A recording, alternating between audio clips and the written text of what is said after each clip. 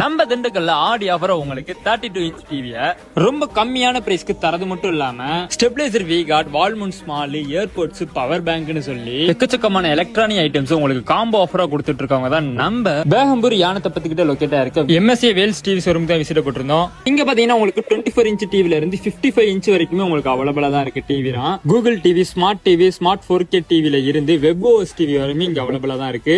இந்த அதிரடியான ஆஃபர்ல உங்களுக்கு எக்கச்சக்கமான டிவிஸோட எலக்ட்ரானிக்ஸ் ஐட்டமும் காம்போ ஆஃபரா கொடுத்துட்டு இருக்காங்க.